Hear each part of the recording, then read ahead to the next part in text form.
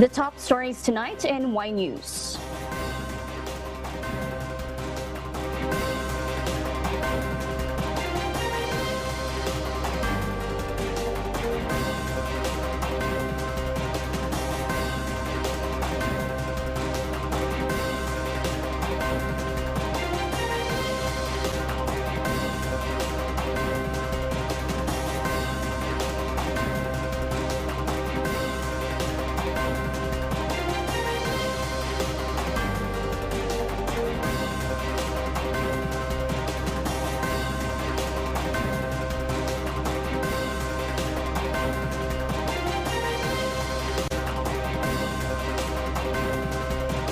President Ferdinand Marcos Jr. seeks to discuss with Australian Prime Minister Anthony Albanese the continuation of joint military exercises between the Philippines and Australia.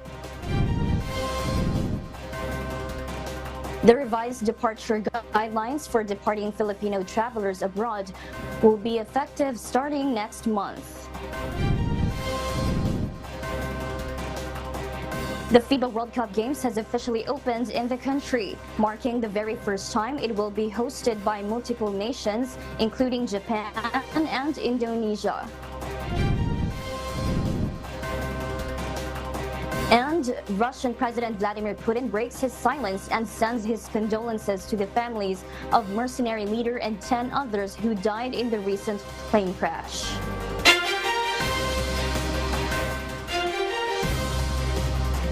Good evening, Philippines and the world. Today is Friday, August 25, 2023. Join us in the next hour as we deliver today's top stories around the Philippines and in other parts of the world. We are also seen in 1,935 satellite monitoring centers nationwide and via live streaming worldwide through the UNTV News and Rescue social media channels. I am Marvi Delfin.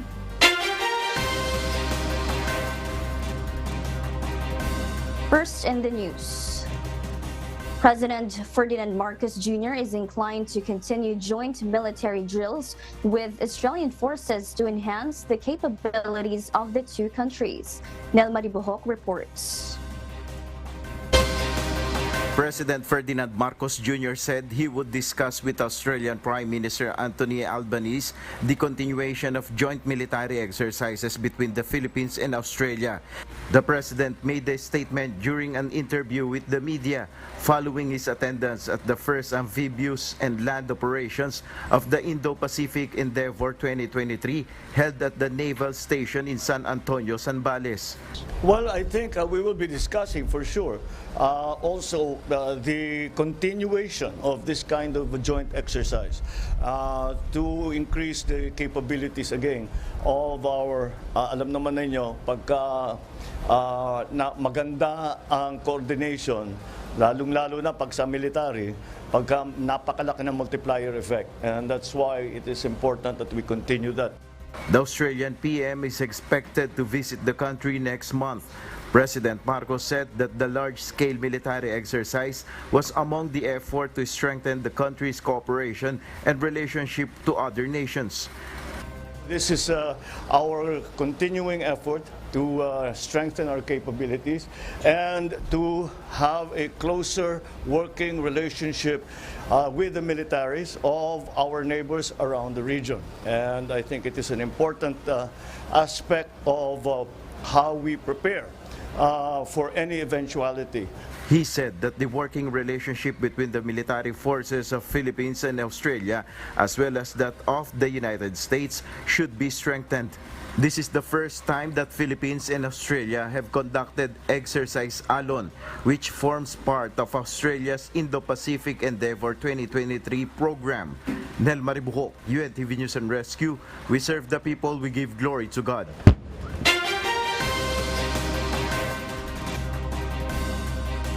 Department of Foreign Affairs or DFA Secretary Enrique Manalo visited the main headquarters of the Philippine Coast Guard today, August 25.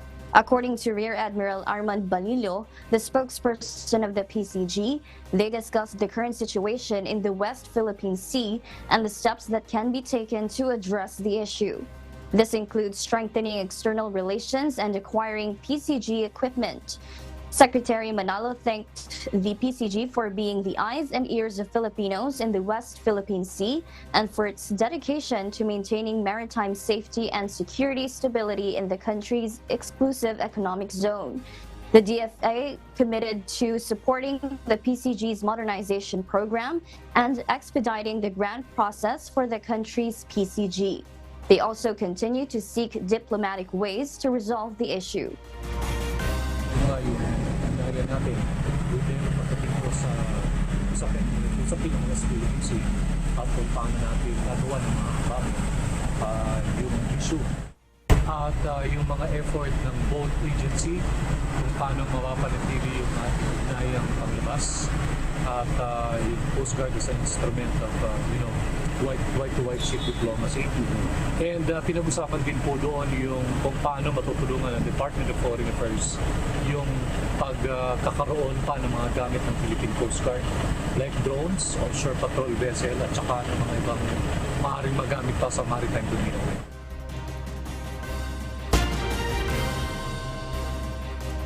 The revised departure guidelines for departing Filipino travelers abroad will be effective starting next month. Dante Amento has the story. September 3, 2023 will be the start of the implementation of the revised guidelines on departure formalities for international-bound Filipino passengers. Under the revised protocols, basic travel documents are valid passport, boarding pass, visa, and confirmed round-trip ticket if necessary or required. At mga to, hindi to bago Hindi to bago. Ini-implement to since 2015 at until recently ini-implement natin to. For self-funded tourist travelers, the additional supporting documents include return or round-trip ticket, proof of hotel, booking or accommodation, source of income or proof of employment. Meanwhile, overseas Filipino workers traveling for the first time need to present an Overseas Employment Certificate or OEC, valid employment visa and employment contract. And for frequent travelers, there is no alleged problem.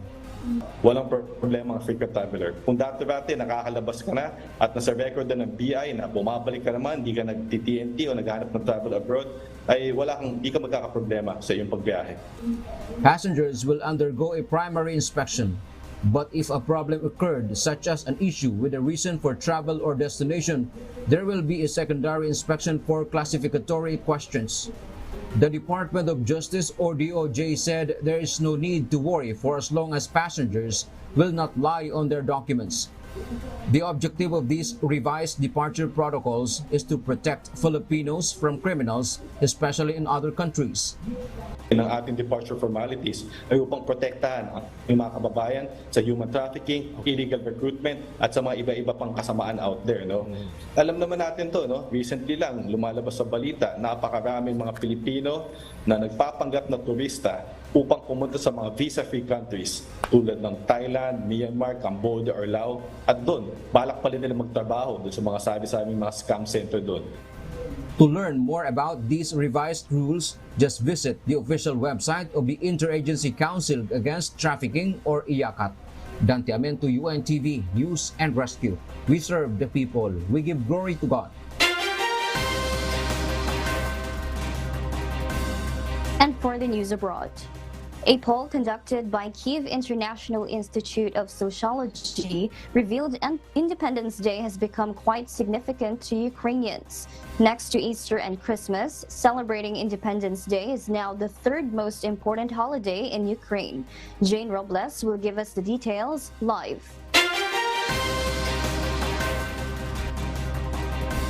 Yes, Jane, good evening. Good evening, Marvi. In a message posted on social media, President Volodymyr Zelensky rallied his fellow Ukrainians in keeping their country's independence. He reiterated that the day is a holiday of people who are free, strong, and with dignity. The day of equals of Ukraine's men and women in the entire country.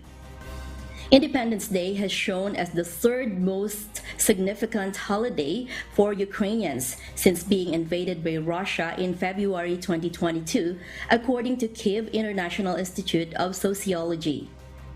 It was surpassed only by Easter and Christmas. Meanwhile, the main intelligence department of the Ukrainian Defense Ministry celebrated the holiday with a special operation in the Crimea Peninsula. The department claimed there were no casualties recorded from the combat that ensued with Russian troops stationed at the spot. The operation saw special units on watercraft land on the shore with support provided by the Ukrainian Navy. In a video from the intelligence department, Ukrainian soldiers can be seen raising the country's flag. Communications media of the two countries, Ukraine's Suspilnes television and Russia's Telegram messaging app, both reported of skirmishes and fighting involving aircraft and Navy ships in the peninsula. Back to you, Marvi. Thank you, Jane Robles, reporting live.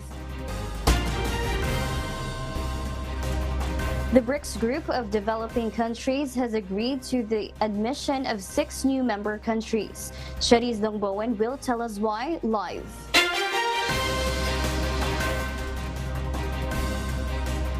Yes, Cherise, good evening. Good evening, Marvi. For the first time in 13 years, BRICS leaders will be welcoming Iran, Saudi Arabia, Ethiopia, Egypt, Argentina, and the United Arab Emirates to expand the bloc, with an aim to reshuffle an outdated world order. The expansion, which was decided on Thursday, August 24, will see an economic rise to current BRICS members Brazil, Russia, India, South Africa, and the world's second largest economy, China. Chinese President Xi Jinping called the move historic, showing the members' determination to further cooperate with more developing countries. The expansion could also help the bloc achieve its aims of amplifying the voice of the Global South. However, long-standing tensions still linger between members who are challenging Western dominance and those that are developing close ties to the United States and Europe. The 6 countries will officially become members on the 1st of January 2024. The BRICS leaders are leaving the door open to future expansion as more countries voice their interest in joining the group. Back to you, Marvi. Thank you, Cherise Dongbowen, reporting live from Japan. We'll share more global stories with you later. For those watching our live streaming on YouTube, please click the subscribe button you see on your screen and ring the bell for notification. You may also follow us on Facebook.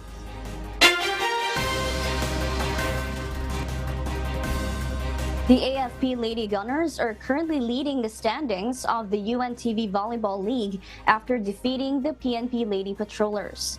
Meanwhile, the Senate Lady Defenders also triumphed over the Ombudsman Graft Busters. Additionally, the Judiciary Justice Servers have also entered the win column. Rina Villamor Camera reports. Iboko to Alcancia, back to Iboko. Finds the opening sa likod. Judiciary won against the DFA emissaries on the first game. The lady servers were able to outsmart the emissaries in 3 straight sets, 20-25, 18-25, and 14-25. It was a strong start for the ladies of Coach Butch Gandarosa as they were up by 7 points. However, an easy steal on the boards was given by the lady servers who gave so much drop balls. On the second set, DFA made sure to redeem themselves with a lot of ball saves, keeping the score close to the lady servers. 8 attacks given by the emissaries, while 15 attacks was made by the lady servers.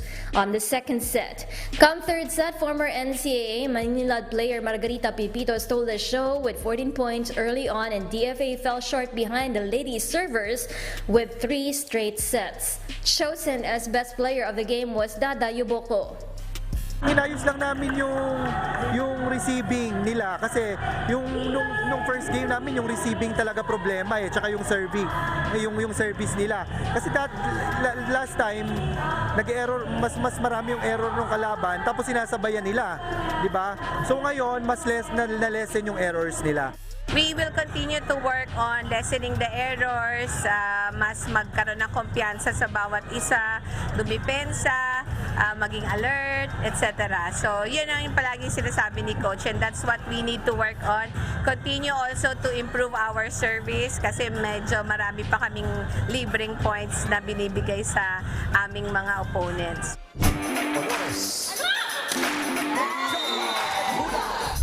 A tough match on the second game between strong rivals PNP Lady Patrollers and the AFP Lady Gunners. These two teams have seen action in the preseason games where the AFP won in the best of 3 sets. On the first set, the Lady Gunners exploded and took advantage of the ball control errors of the Lady Patrollers 17-25.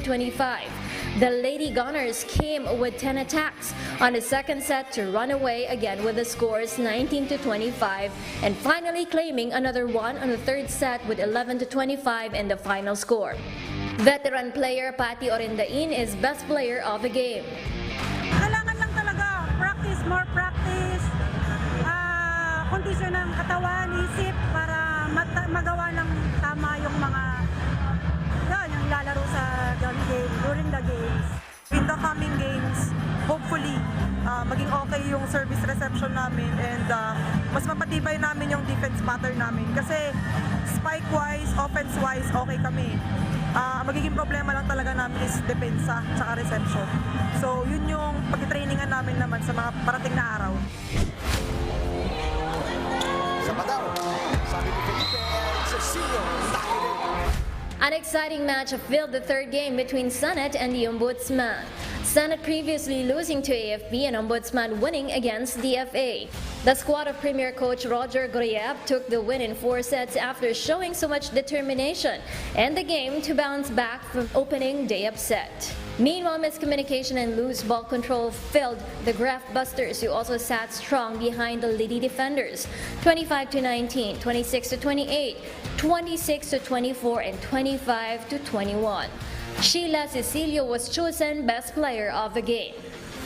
Kami nagpo-focus kami dun sa sa reception, sa ball handling kasi pinaka-importante yun Yung composure lang nila, sinasabihan ko lang sila, wag mawawala, mag-focus maigi. Kasi mahirap lang, huwag ninervyusin kasi hindi naman mga professional na player yan.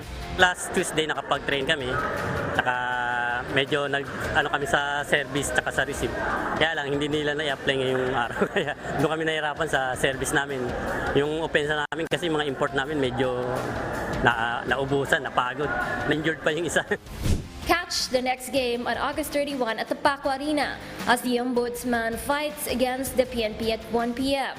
Followed by AFP against Judiciary at 3 p.m. and Senate taking on DFA at 5 p.m. Rina Villamor Camera, UNTV News and Rescue. We serve the people, we give glory to God.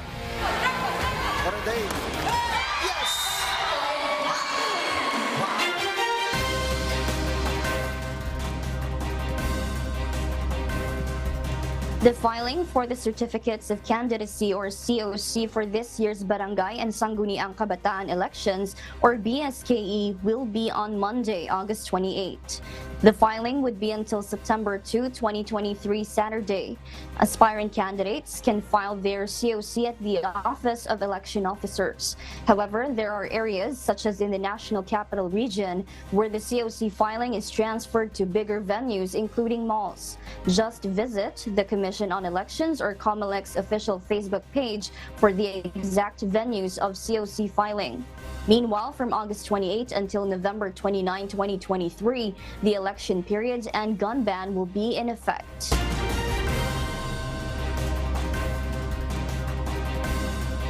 Lights Rail Transit Line 1 will have limited operations from Gilpuyat Station to Fernando Po Jr. Station until Sunday.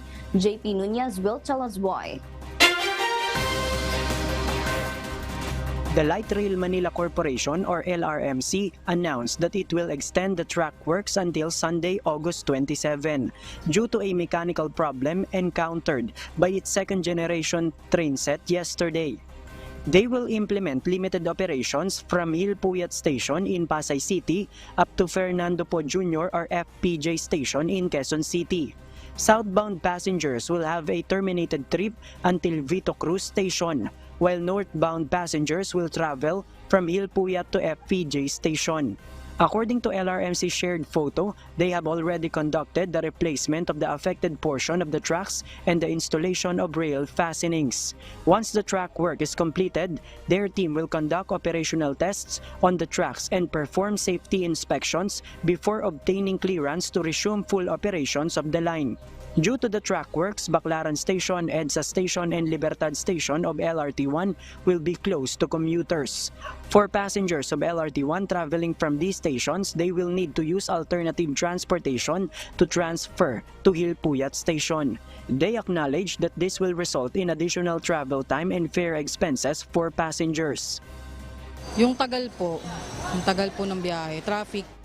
Kasi ang jeep, dito transfer kami, 12, magkano lahat yun? 30 plus 12, 42, and then from Buendia to UN is, 17 na. Mas mahal. Oo, parang gano'n na nga, mas mahal, pagod pa. JP Nunez, UNTV, News and Rescue. We serve the people, we give glory to God.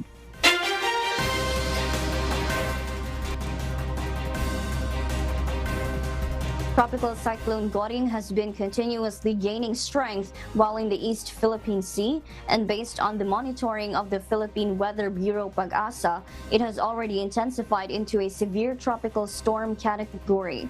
At 4 p.m. earlier, it was located at 260 kilometers east of Calayan, Cagayan. Packing with maximum sustained winds of 110 kilometers per hour and gustiness of up to 135 kilometers an hour. It is presently moving southeastwardly slowly. Wind signal number 1 is raised over Batanes, the eastern portions of Babuyan Islands, mainland Cagayan, and Isabela. Northern Luzon will experience scattered rain showers and thunderstorms. The same weather condition will also prevail over Palawan, Occidental Mindoro, Zambales, and Bataan due to the effect of southwest monsoon. Metro Manila and the rest of the country will experience isolated rain showers and thunderstorms. Based on the forecast track provided by PAGASA, the severe tropical storm Goring would move in circular direction in the next few days. It may intensify into super typhoon by Monday and may influence the impact of southwest monsoon in the country.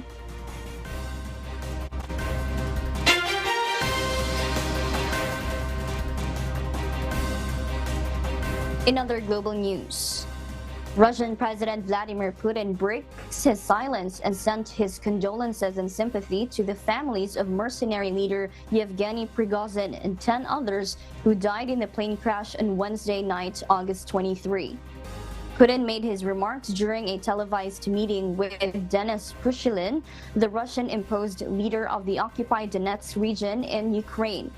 Despite Prigozhin launching the June mutiny against the Russian army's leadership, Putin gave tribute to Prigozhin, a talented businessman that did his part for the common cause. But later on, Putin referred to his former loyalists' mistakes. As the investigation continues, there has been no confirmation yet on whether Prigozhin's body has been identified, as the body in question was badly damaged.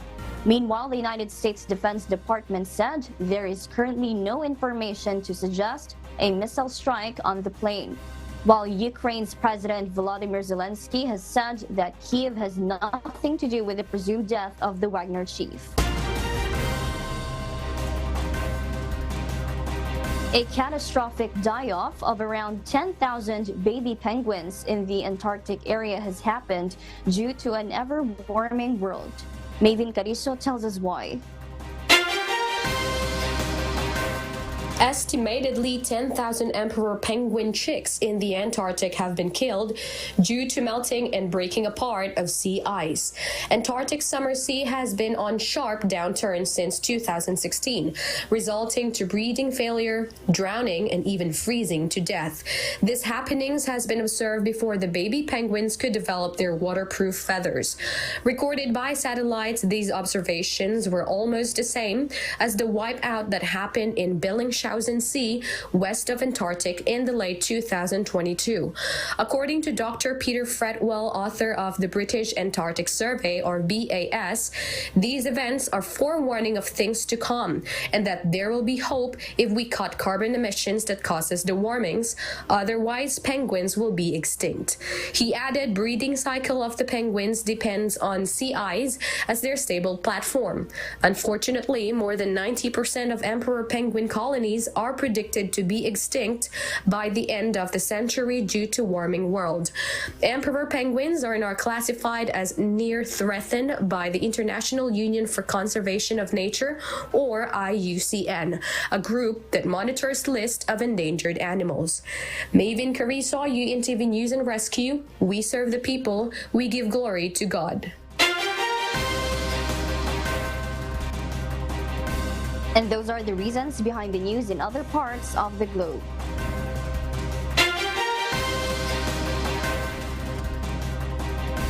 The FIBA Basketball World Cup 2023 has officially started today. Among the highly anticipated events in the opening games is the match of Gilas Pilipinas that is actually happening right now. Rina Villamor Camera has the report. FIBA World Cup 2023 has officially begun in the country, marking the very first time that it will be hosted by 3 different nations, including Indonesia and Japan. Here at the Philippine Arena is the opening day match of the Gilas Pilipinas up against the Dominican Republic, followed by their game on Sunday up against Angola, and on Tuesday up against Italy, which both playing days will be at the Smart Araneta Coliseum. Earlier, there was no heavy traffic going to Bukawe, Bulacan to those who will join in the opening festivities of the FIBA Games. People started coming in as early as 10 a.m. At the start of the game, we saw World Cup mascot Jeep that stands for Japan, Indonesia, and Philippines performing at center court, after which Angola and Italy tipped off. And the halftime awarding of the Hall of Famer was held presided by FIBA President Hamani Niang. At the final score 87-61 in favor of Italy. This is the second time that the country will host the prestigious sporting tournament after 1978, to which games were held in Rizal Memorial Coliseum and Araneta Coliseum. Philippines first joined the Olympic basketball scene in the 1936, to which we were called the Islanders, with then Ambrosio Padilla showcasing his talents. It was in 1954 where we first got our bronze in the World Cup held in Brazil with FIBA Hall of Famer Kaloyloy Saga. We also did not see action for 8 years until we came back in the basketball scene in 2014, to which we were already named Gilas Pilipinas. In the country, this global showpiece will have 3 playing venues. Teams in Group A and B will be playing in Araneta. Teams in Group C and D in MOA, and the first 2 games here at the Philippine Arena.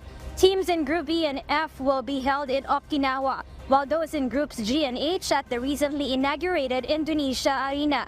At present, Spain holds the championship title in the 2019 FIBA Games. Meanwhile, USA and Yugoslavia have the most number of world titles at 5, the very reason why USA would like to get another championship title to be the sole leader in the boards. Rina Villamor Camera, UNTV News and Rescue. We serve the people, we give glory to God.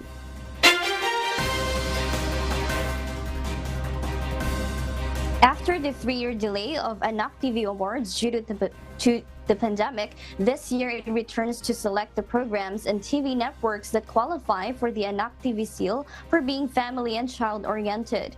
Today's meeting also discussed the mechanics of how the juries will select the well-screened shows or content of different affiliated TV networks in the country. According to Anak TV President Elvira Yap Go, selected representatives of different TV networks such as People's Television, Knowledge Channel, UNTV News and Rescue, IBC 13, and many other TV networks will be included in the jury. Ang mga magulang will be aware na marami pa palang network na may magagandang halimbawa, may magagandang program. Hindi lang sila mag-i-stick sa isa o dalawa. What we do is to introduce them na meron pa ibang network na pwede ninyo tignan. Meanwhile, Ira Mariano and Joshua Janicio were also selected as the first children TV youth ambassadors to represent UNTV News and Rescue as a public service channel.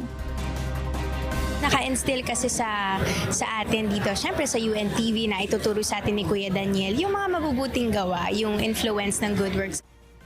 Siyempre masaya po na maging part ulit ng Anak TV din at to represent UNTV din, it's a big responsibility na i-uphold natin lahat ng mga aral na itinuturo natin dito sa UNTV na pati sa mga kabataan maging sensitive din tayo. Official Anak TV online voting will start from October 1 to 15 for the first category and November 1 to 15 for the second category. The awarding ceremony will be held in December.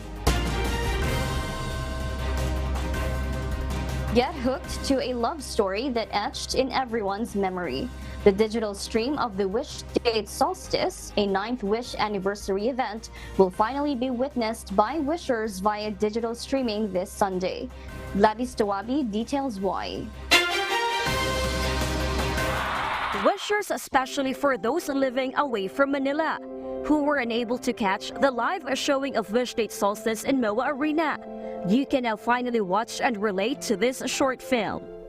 Ako nga pala si Rolly. Annabelle. My name's Annabelle. This film starring Ira Mariano, Enzo Pineda, and Junjun Quintana teaches a lesson. Making sacrifices and making impactful decisions for the ones you truly love. Plus, you'll have the chance to hear the heartfelt music performed by several OPM artists that complements every scene in the short film. Singer-songwriter Pinyao, Jason Fernandez,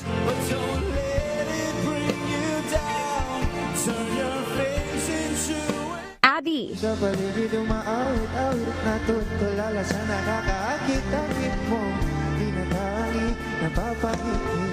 OPM hitmaker Ogie Alcacid,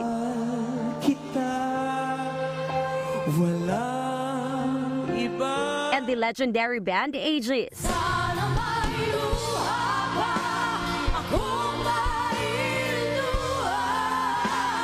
Watch the digital streaming of Wish Date Solstice this Sunday, August 27 at 7 p.m. on the official YouTube channel of KDR Music House. And join in celebrating the 9th anniversary of Wish 1075. Gladys Tawabi, UNTV News and Rescue. We serve the people, we give glory to God.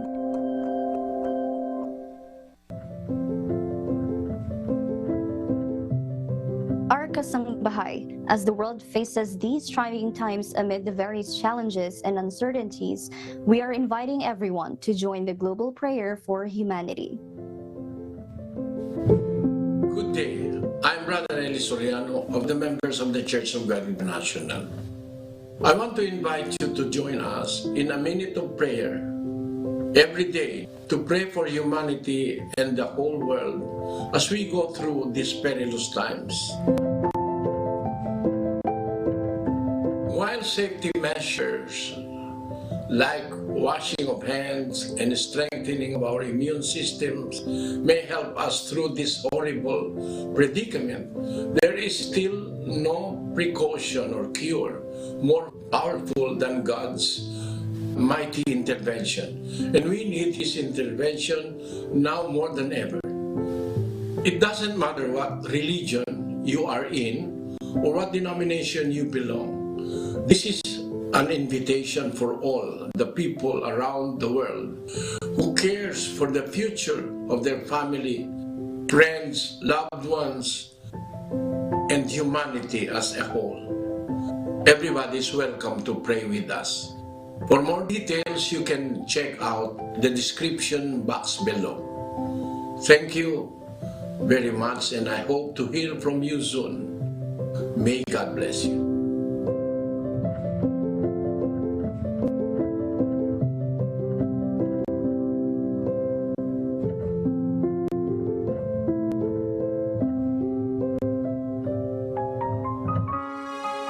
And before we close, we will leave you with the word, giving glory to God. From the book of Hebrews, chapter 2, verse 1, it says, "Therefore we ought to give the more earnest heed to the things which we have heard, lest at any time we should let them slip.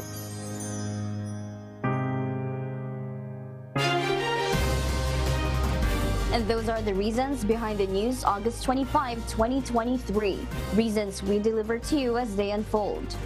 Because we need to know, we will always ask why. I am Marvy Delfin, live from Perth, Australia. We serve the people, we give glory to God.